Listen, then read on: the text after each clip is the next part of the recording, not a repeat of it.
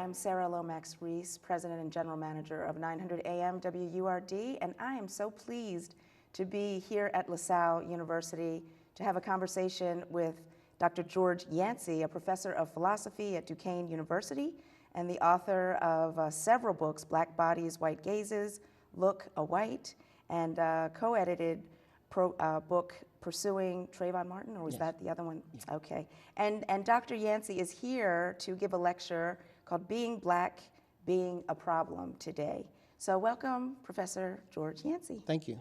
Thank you for being here. So you are a native of Philadelphia. Yes, I am. You actually grew up in the Richard Allen Projects in North Philly. Yep. So the first question I have for you is, how does a young black boy who's growing up in Richard Allen Projects become a professor of philosophy who is an expert on the issue of race and white privilege and those kinds of things? Well, he doesn't, quite frankly, right? I mean, this is part of it. And I think for me, often, Richard Allen Projects is sort of, at that time, was seen as a site of pathology, right? A site where, philosophers, obviously, one, you don't go to college, right? Two, you certainly don't come out and you go to Yale University, which is where I did my master's degree. I was in the PhD program and decided to leave after the master's. And you certainly don't do philosophy, right? But what's interesting about Richard Allen Projects is that it provided a context precisely through its economic minimalism, I would argue. It created a kind of robust existential drive in me, right? So there's this way in which you can have a kind of minimal space where there's not a lot of stuff, but yet what black people have always done is something called bricolage, where we take that which is there, rearrange it, reconfigure it, and make it work for us, right? So there's many ways in which I precisely identify myself as belonging to that minimal space through which we were able to transform it in order to become very different.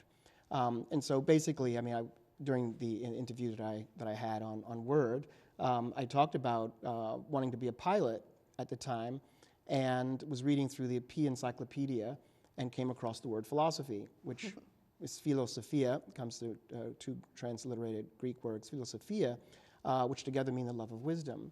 And it was at that point that I realized, and I was about 17 years old, that I realized that the questions that were being posed in that encyclopedic entry regarding the existence of God, how do we know if God exists, what is the nature of human knowledge, what is the limits of human knowledge, what is evil, what is a person, what is the good. It was those kinds of questions at a very young age that I was asking while in Richard Allen Projects.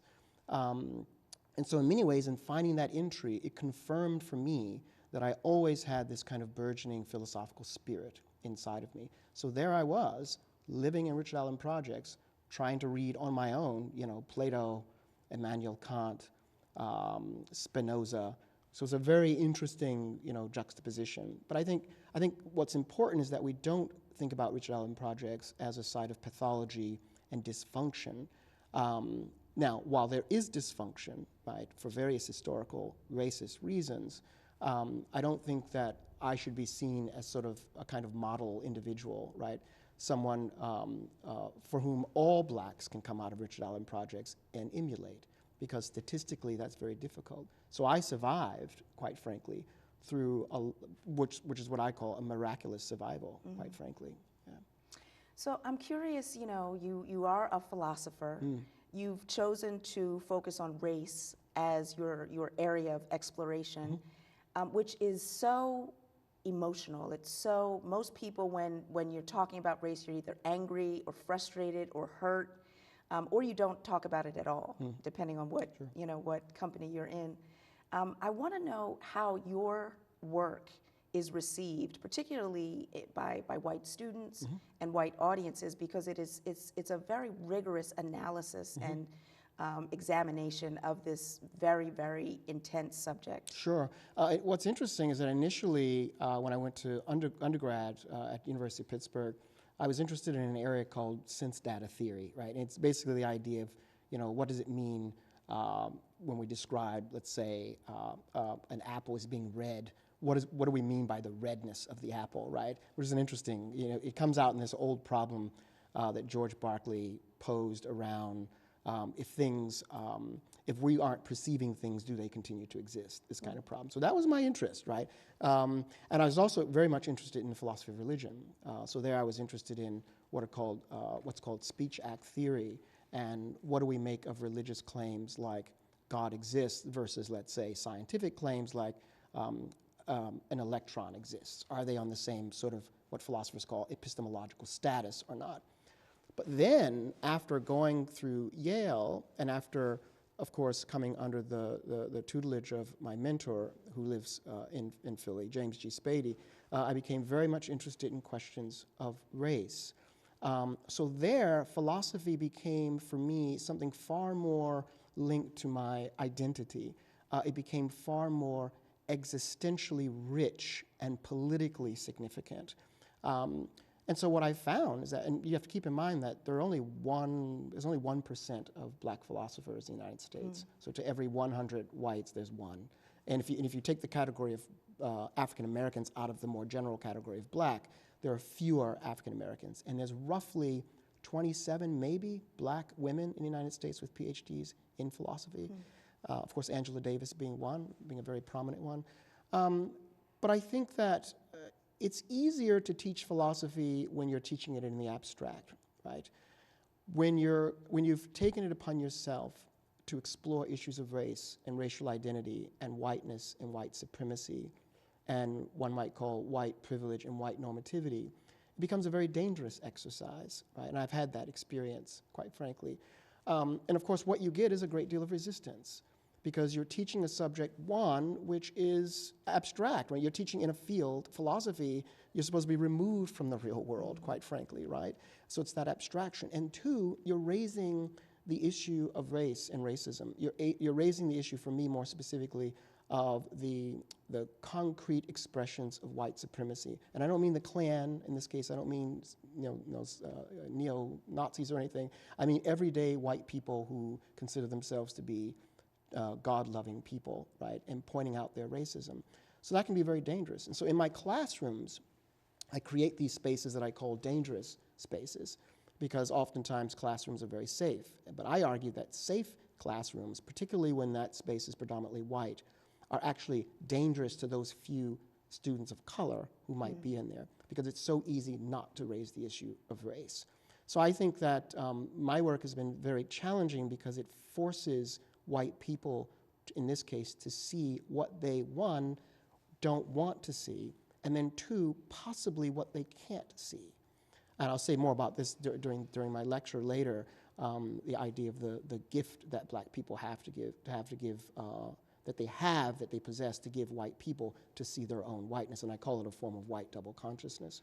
So let me ask about generational issues, Sure. because at WURD, where we talk about race a lot, it's an African American talk radio station, and so we're mostly talking with other African Americans. I know that there are other people who listen, but I wonder how the issue of race and the experience of race changes based on your age. Because I have young sons, well, not young, they're teenage sons, and I feel like their experience and their perception of race is very different than mine and people who are older than me. And so I want to get a sense, you're a professor, you teach young people. What is your sense of how this issue of race shifts or changes around your age? Sure. I think that's interesting, and it raises, for me, I'll think about the conceptual philosophical aspects of that, because you're raising a lot of issues that are historical and sociological in nature as well. But I'll give you two examples.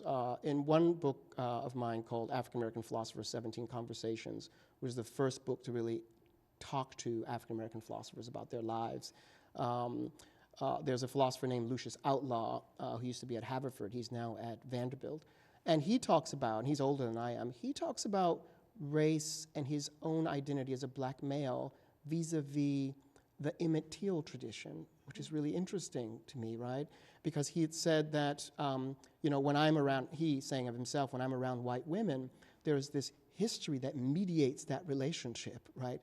Which I thought was really phenomenal, right? Because then I'm thinking about the way in which black males, or even myself, the way in which I interact in, let's say, closed spaces with white women. And it's not always quite the same or mediated by that particular history, right? For the most part, I'm not thinking about Emmett Till. So I think there's a way in which we can think about race, and the phrases are somewhat cliche, but in terms of a race being overt versus it being covert. But I think the discourse regarding race, the discourse regarding whiteness, the way in which it gets enacted, these things get enacted, are different.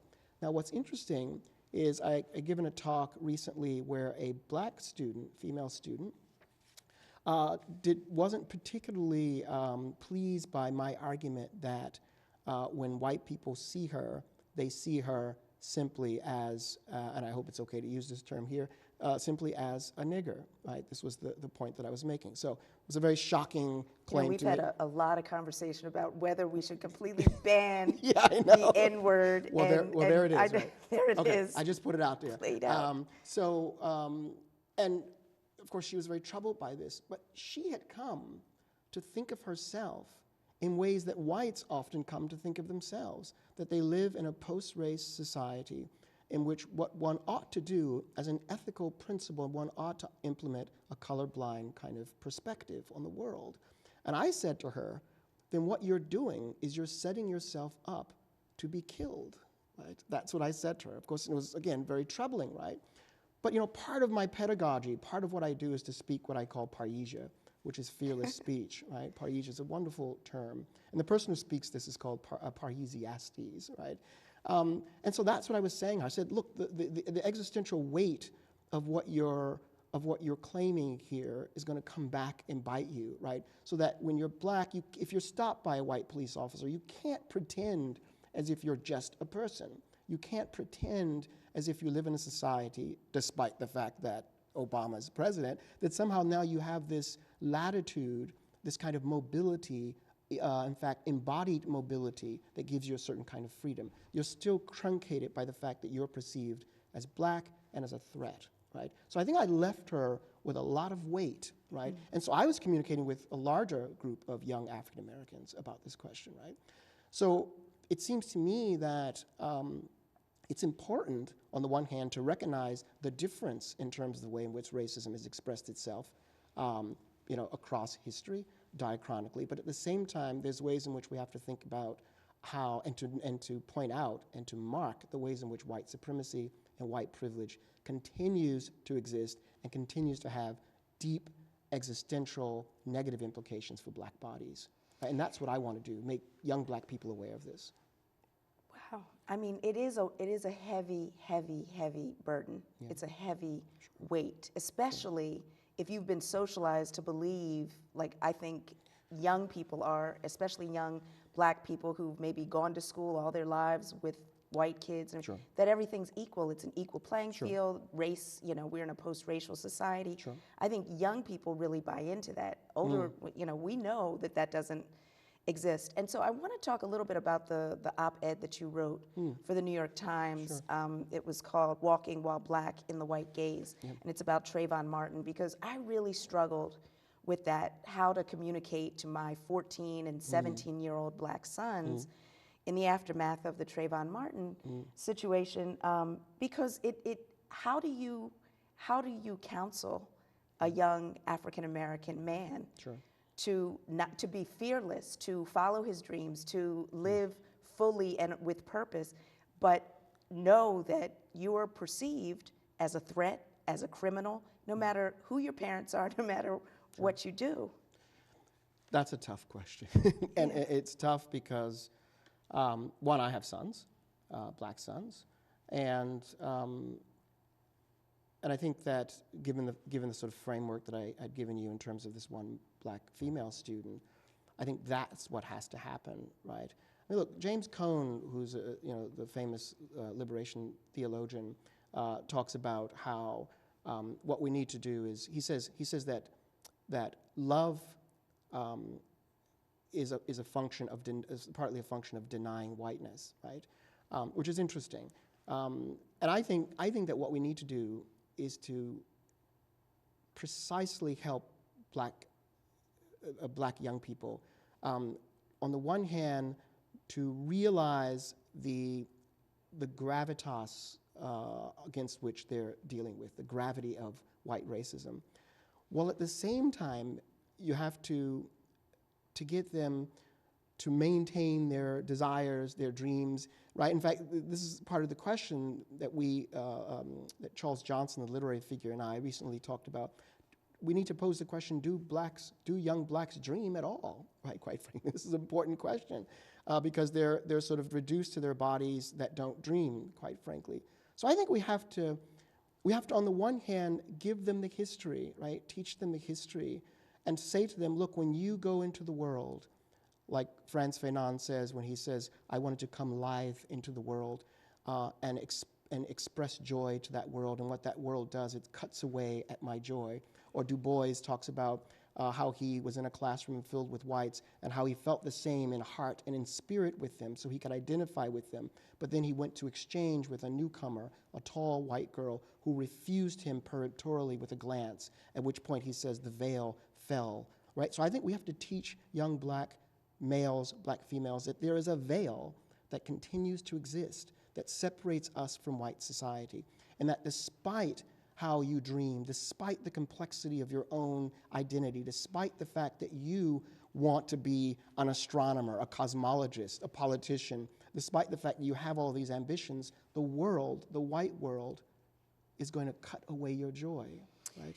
Can I just tell you that breaks my heart? It breaks my heart that I have to say that to my sons, but I do, you know. But it's a horrible duality. That's right. It really is. Well, that's right. And I think that what we really need to do is we need to get white people to begin to think critically about their own whiteness and their naivete with respect to whiteness, to begin to empathize to the extent to which that's possible, how they, when they raise their children, don't tell the same narrative, right?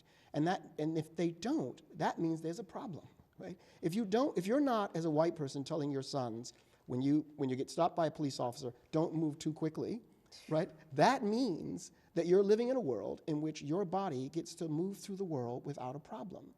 But our very bodies are already marked for death, which you opened up with.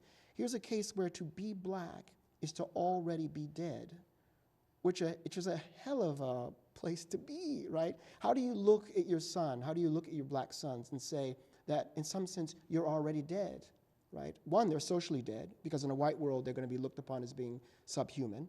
But two, that they're potentially already dead. Okay, well, I refuse to accept that. And I refuse it as well. And I refuse to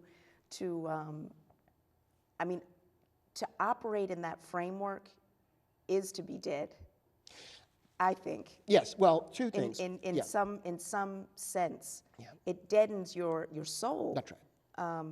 And I think what you're talking about is the history of African American struggle and resistance, right? Yes. Just as we've recognized that we're up against these forces that are that sort of define us and against which we must resist. I mean, that's what we do. It's the spirit of black people to continually resist these kinds of stereotypes, these kinds of forms of violence that get imposed upon us. So you know, we're having this conversation that is, it sounds like it could be a conversation that happened in 1954 instead of 2014. And so I want to ask you about the Obama effect. You know, we elected the first African American president, and I think that was such an affirming moment in time for many African Americans. We thought that, you know, this symbolized and signified something very momentous in terms of this country, which I think it did.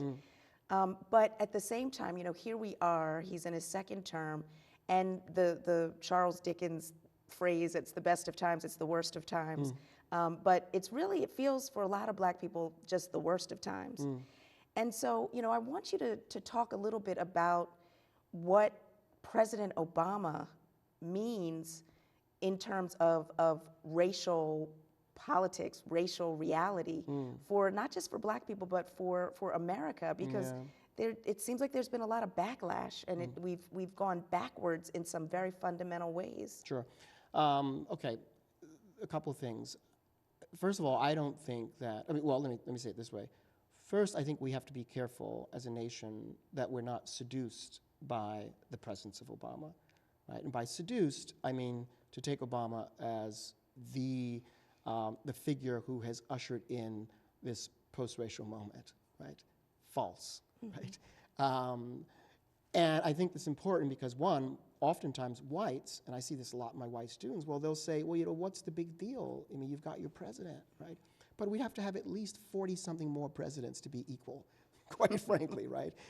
So somehow, and I think we also have to deconstruct the image, and I think black people have to do this, we have to deconstruct the image of Obama as a kind of contemporary Moses-like figure, right? Or the viewers are familiar with The Matrix, as if Obama is Neo, right, the savior figure.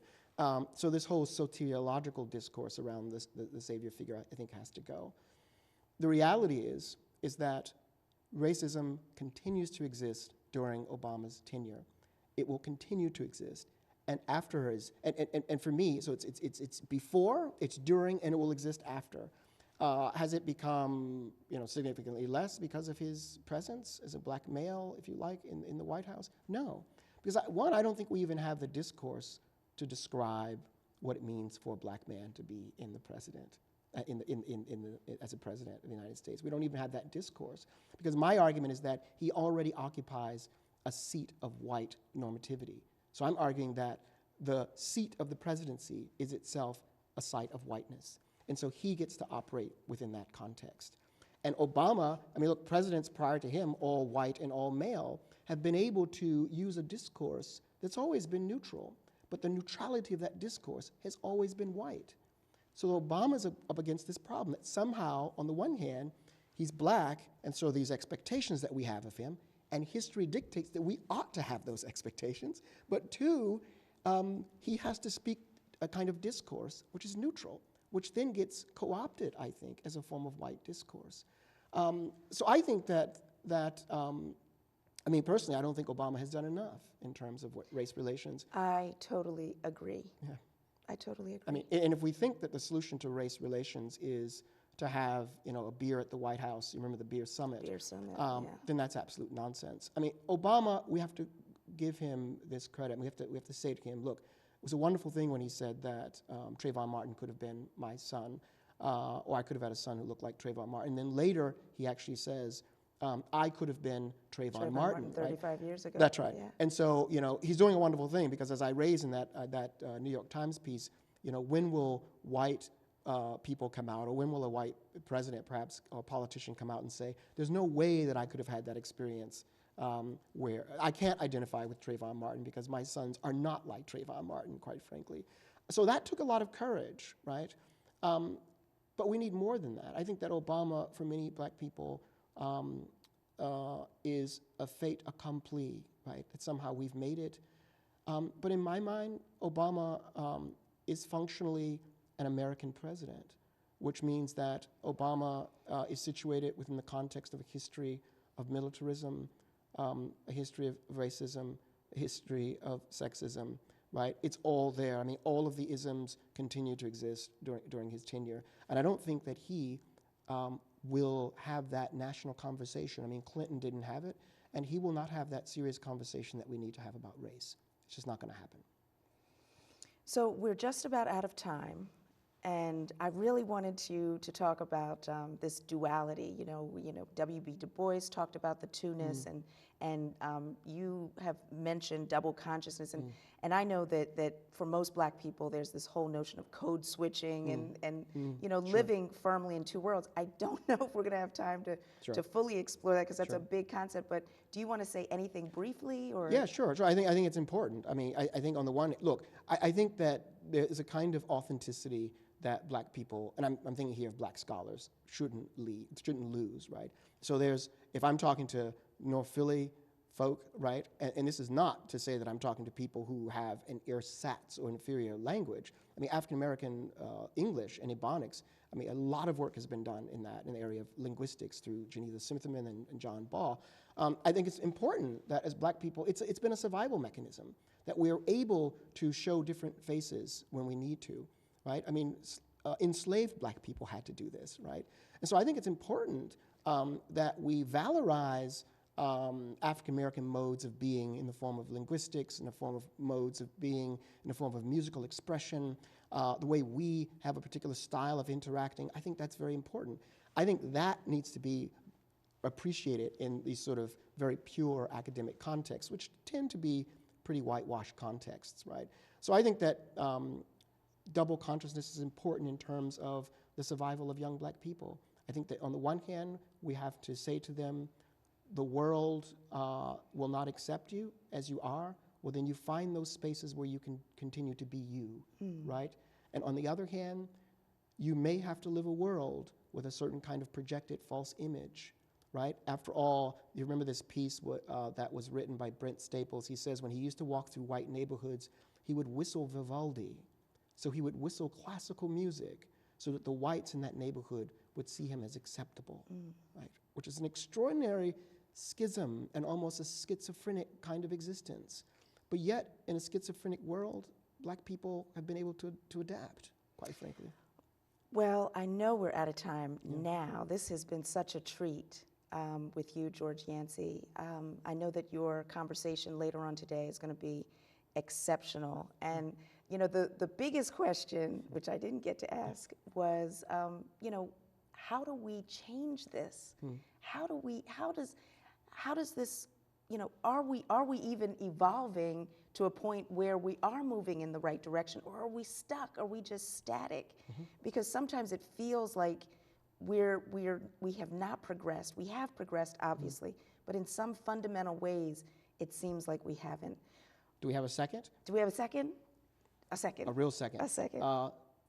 One thing, I think that white people need to come to terms with their whiteness.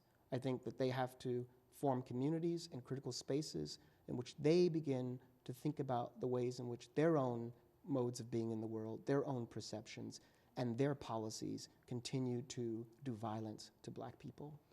With that, we are out. I'm Sara Lomax-Reese. This has been a great pleasure. I'm the President General Manager of 900 AM WURD. We've been talking with Professor George Yancy of Duquesne University, and it's been my pleasure. Thank you. Yeah, thank you.